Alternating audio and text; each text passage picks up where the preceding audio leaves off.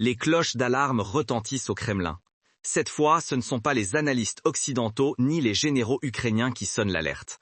Cette fois, la trahison est venue du cœur même du système, la télévision d'État russe. Pour qu'elle affiche soudain une sincérité envers notre pays. Assis de l'autre côté de l'océan, avec tout le respect et la sympathie que d'autres citoyens peuvent éprouver, il ne semble pas vraiment être un allié de notre nation. La baisse des profits pétroliers est un problème clé pour notre déficit budgétaire. Après des années de mensonges sur les victoires et de propagande affirmant que les sanctions ne nous dérangent pas, même les propagandistes de Poutine ne peuvent plus cacher cette terrible vérité. L'économie s'effondre. Les écrans montrent la chute des profits pétroliers, le coût énorme de la guerre et les destructions causées par les attaques ukrainiennes sur les raffineries. Cette admission a allumé la mèche de la panique ultime au Kremlin. Il est apparu que Poutine, craignant un coup d'État imminent, a ordonné au FSB de traquer les traîtres et que même son plus proche allié, Loukachenko, a préparé son propre parachute doré en transférant la fortune de sa famille à Dubaï. Salaire, salaire, donnez, donnez plus, ne vous fixez pas, personne ne donnera rien à personne. C'est le moment où les mensonges s'arrêtent, où les trahisons commencent et où la fin d'un dictateur est proche. Alors, comment en sommes-nous arrivés là ? Au centre de l'histoire se trouvait une émission débat diffusée sur l'une des principales chaînes de télévision d'État russe qui d'ordinaire exalte les succès du régime. Cette fois, cependant, le ton du programme avait radicalement changé. Les participants ne parlaient plus de victoire, mais du bord du désastre. Le programme a clairement indiqué que la chute des profits pétroliers et gaziers était devenue un problème clé pour le budget de l'État russe. C'était une admission que la doctrine de superpuissance énergétique du Kremlin, défendue depuis longtemps, avait officiellement échoué. Alors, pourquoi les revenus diminuaient-ils ? La perte du marché européen et le plafonnement des prix imposés par le G7 avaient réduit la valeur du pétrole russe. Plus importante encore, le programme a laissé entendre que même les pays amis comme l'Inde et la Chine achetaient le pétrole russe avec de fortes remises ou cessaient leurs achats en raison des nouvelles sanctions américaines. La question « à qui allons-nous vendre ?» était l'expression de ce désespoir. C'était une admission que la stratégie de pivot vers l'Asie de Poutine avait échoué. Pour la première fois, la machine de propagande a reconnu le coût économique de la guerre. La phrase « la guerre est coûteuse » était en réalité une admission que les dépenses effroyables de l'armée rongeaient le budget. Le programme a également reconnu les destructions causées par les attaques systématiques de l'Ukraine sur les raffineries pétrolières russes. Il a été sous-entendu que ces attaques non seulement réduisaient la production, mais imposaient également un fardeau supplémentaire à l'économie en raison des coûts de réparation et des pertes d'exportation. Le programme a reconnu que les sanctions imposées par les États-Unis vidaient systématiquement l'argent de la Russie. Pourquoi ces admissions sont-elles si importantes ? Parce qu'elles ne sont plus les affirmations d'analystes occidentaux ou d'opposants. Ce sont les échos de la propre voix du Kremlin. Le fait que ces admissions aient été autorisées à être diffusées à la télévision d'État pourrait signifier deux choses. Soit la panique au sein du Kremlin est si grande qu'ils ne peuvent plus cacher la vérité, soit certains centres de pouvoir au sein du Kremlin tentent d'utiliser ces admissions pour faire pression sur Poutine ou trouver un bouc émissaire. Dans les deux cas, c'est un signe que le régime perd le contrôle et que les fissures internes s'approfondissent. Un autre développement critique derrière les aveux à la télévision d'État, qui ajoute à la panique du Kremlin, est l'isolement de la Russie sur le marché pétrolier. Pendant des années, la Russie avait coopéré avec l'Arabie Saoudite au sein de l'alliance OPEP pour maintenir les prix du pétrole élevés grâce à des réductions de production. C'était le plus grand espoir du Kremlin pour compenser le coût de la guerre. Cependant, en octobre 2025, cette alliance a commencé à s'effriter. Il y avait de fortes indications que le président américain Trump faisait pression sur l'Arabie Saoudite pour augmenter la production pétrolière et baisser les prix. Les Saoudiens n'ont pas pu résister à cette pression. Alors que l'Arabie Saoudite voulait augmenter la production, la Russie s'y opposait. Cela était dû au fait que la production pétrolière russe déclinait déjà en raison des attaques ukrainiennes sur les raffineries et d'un manque général d'investissement technologique. Incapable d'augmenter la production, la Russie savait que son seul espoir était que les prix restent élevés. Dans ce conflit d'intérêts, l'OPEP a privilégié ses propres intérêts économiques et sa relation avec les États-Unis par rapport aux intérêts de la Russie. La décision de l'OPEP d'augmenter la production malgré les objections de la Russie a créé une pression à la baisse sur les prix du pétrole et a plongé le Kremlin dans un état de panique. Ce n'était pas tant un acte de trahison qu'un signe que la Russie avait perdu son influence au sein de l'OPEP+, et qu'elle était désormais mise à l'écart par des acteurs clés comme l'Arabie Saoudite. Avec des revenus pétroliers déjà en baisse, le mouvement de l'OPEP était l'un des derniers clous dans le cercueil économique du Kremlin. C'est cette désespération économique et le coup porté par l'OPEP qui ont poussé le Kremlin à un mouvement de panique incompréhensible. Alors que l'effondrement économique était confessé à la télévision d'État, de nouvelles sanctions américaines frappaient les géants pétroliers russes. L'envoyé spécial de Poutine, Kirill Dmitriev, a pris un bol d'air en Floride. La visite a eu lieu seulement 24 heures après l'annonce des nouvelles sanctions. La personne que Dmitriev voulait rencontrer était le président Trump lui-même. Cependant, Trump a rejeté Dmitriev, déclarant qu'il ne rencontrerait pas Poutine sans accord sur l'Ukraine. Ce fut une gifle diplomatique majeure pour le Kremlin. Incapable de rencontrer Trump, Dmitriev a organisé une réunion secrète avec son proche allié et magnat de l'immobilier Steve Witkoff. Quel était le but de cette visite ? L'objectif de Dmitriev était de demander un allègement des nouvelles sanctions pour tendre une branche d'olivier à l'administration Trump et, pour ainsi dire, supplier pour la clémence.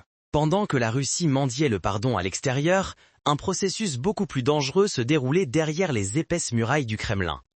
La paranoïa croissante de Vladimir Poutine concernant un coup d'État et la chasse impitoyable aux traîtres lancée par le service de sécurité intérieure, le FSB. En conséquence, le régime a commencé à craindre les menaces potentielles en son sein plus que les ennemis extérieurs. En fait, tout a commencé avec la rébellion de Wagner en juin 2023. La marche folle de 24 heures d'Evgeny Prigojine sur Moscou a été le plus grand et le plus humiliant défi au règne de 23 ans de Poutine. Bien que la rébellion elle-même ait été rapidement réprimée, les dommages psychologiques ont été durables. Pourquoi cette rébellion a-t-elle déclenché la paranoïa de Poutine ? L'insurrection a prouvé que même l'un des hommes les plus fiables de Poutine pouvait le trahir. Cela a conduit Poutine à développer une suspicion chronique envers tous ceux qui l'entourent. Pendant l'insurrection, il est devenu clair à quel point l'armée russe et les forces de sécurité étaient impuissantes à arrêter Prigojine. Cela a soulevé des questions sur le contrôle de Poutine sur les forces armées. Pendant la rébellion, le silence d'une grande partie de l'élite russe était alarmant pour Poutine. Cela a montré que la loyauté de l'élite envers Poutine n'était pas inconditionnelle et qu'elle pouvait l'abandonner si la marée tournait.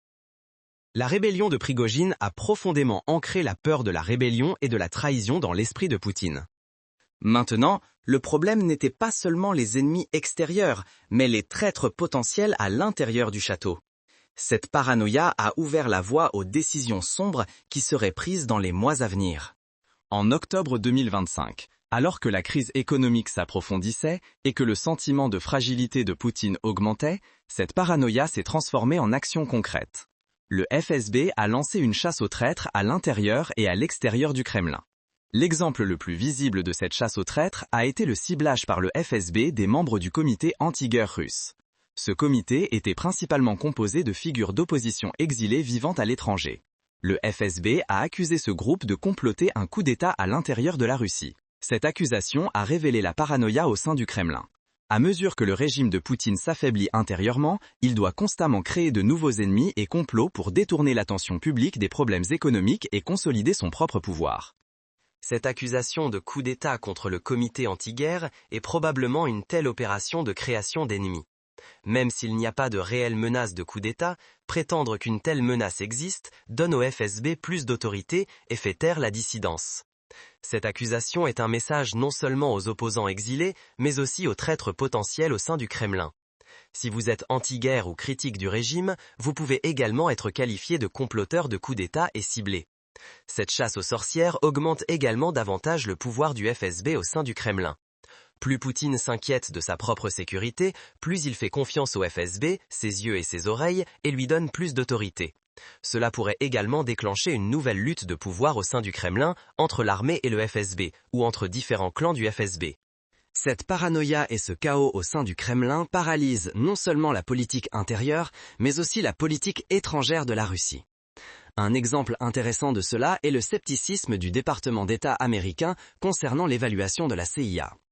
La CIA, probablement sur la base de certaines sources au sein du Kremlin ou de la faiblesse économique et militaire croissante de la Russie, a estimé que Poutine pourrait maintenant être plus enclin à des pourparlers de paix, ou du moins à un cessez-le-feu en Ukraine. Cependant, le département d'État américain est sceptique quant à cette évaluation du renseignement. Pourquoi cela reflète le chaos interne du Kremlin ? Les signaux provenant du Kremlin sont si contradictoires et incohérents que même les services de renseignement occidentaux ne peuvent discerner les véritables intentions de Poutine. D'un côté, l'ambassadeur Dmitriev cherche la clémence en Floride, tandis que de l'autre, le ministère de la Défense continue ses attaques sur l'Ukraine.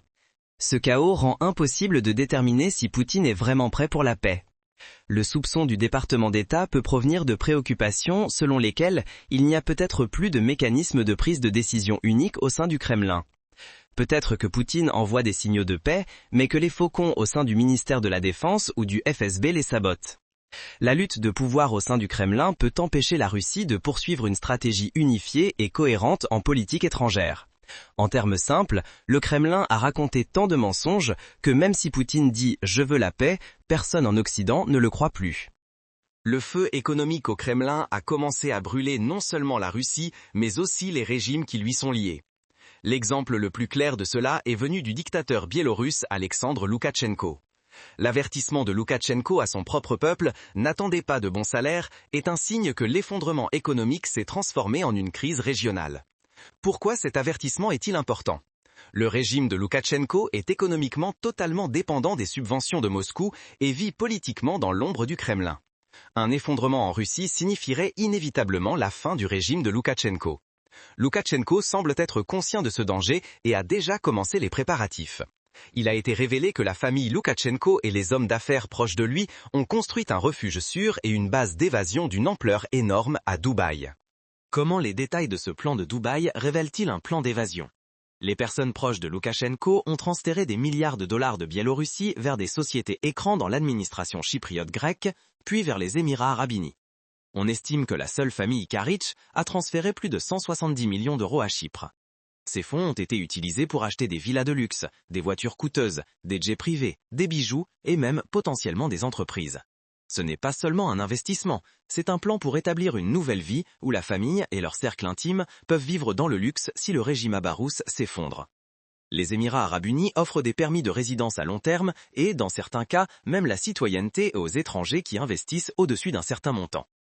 On pense que la famille de Loukachenko s'est assuré un statut juridique et une protection par ses moyens. Viktor Loukachenko, le fils le plus fiable d'Alexandre Loukachenko et conseiller à la sécurité nationale, est considéré comme étant au centre de cette opération. Il est rapporté que Viktor effectue fréquemment des visites secrètes à Dubaï et gère personnellement ses transferts d'actifs. Bien que la situation de Loukachenko soit unique, la stratégie de parachute doré à laquelle il a recours reflète une tendance généralisée parmi les oligarques et les hauts fonctionnaires en Russie. Depuis le début de la guerre, et surtout dans la période récente où le régime s'est affaibli et l'économie s'est effondrée, un mode « sauve-toi toi-même » a prévalu parmi l'élite russe. Comment ce mode fonctionne-t-il? Les oligarques qui ont perdu une partie de leur richesse en raison des sanctions occidentales tentent de déplacer leurs actifs restants hors de Russie vers des refuges sûrs. Cela se fait par des moyens légaux et illégaux. Cela signifie le retrait de milliards de dollars de capitaux de l'économie russe. De nombreuses élites tentent d'obtenir un second passeport ou une citoyenneté pour eux-mêmes et leurs familles. C'est un plan de secours pour fuir la Russie si le régime s'effondre ou s'ils deviennent eux-mêmes des cibles. Israël, l'Arménie et certains pays des Caraïbes sont devenus des destinations populaires à cet effet. Certains oligarques et fonctionnaires avisés ne font pas seulement des plans d'évasion, mais tentent également de sécuriser leur position en interne, en formant des alliances secrètes avec des successeurs potentiels qui pourraient être puissants dans l'ère post-Poutine. Les élites ont perdu foi en le régime. C'est la preuve ultime que le régime a complètement perdu son soutien interne. Quand toutes ces pièces s'assemblent, l'image qui émerge dans le tableau d'ensemble est terrifiante. La Russie est maintenant entrée dans une spirale de mort irréversible. Au centre de cette spirale de mort se trouve l'économie. L'économie russe est au milieu d'une tempête parfaite. Les attaques systématiques de l'Ukraine ont frappé la production et la capacité de traitement pétrolier de la Russie. Cela a conduit à la fois à des pénuries de carburant domestique et à une baisse des volumes d'exportation.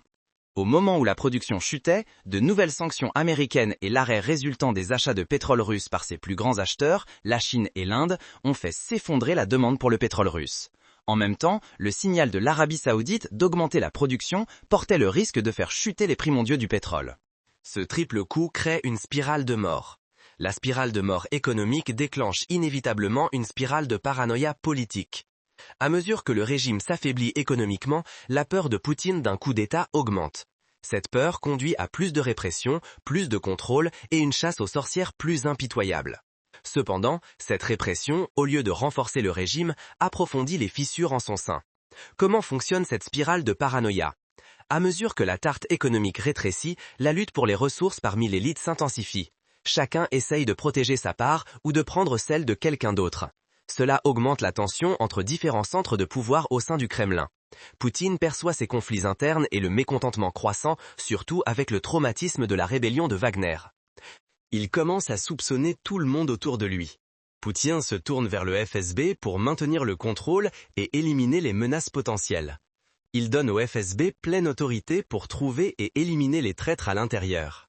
La chasse aux traîtres du FSB crée un climat de peur et de méfiance terrible parmi l'élite. Cela n'augmente pas la loyauté envers le régime.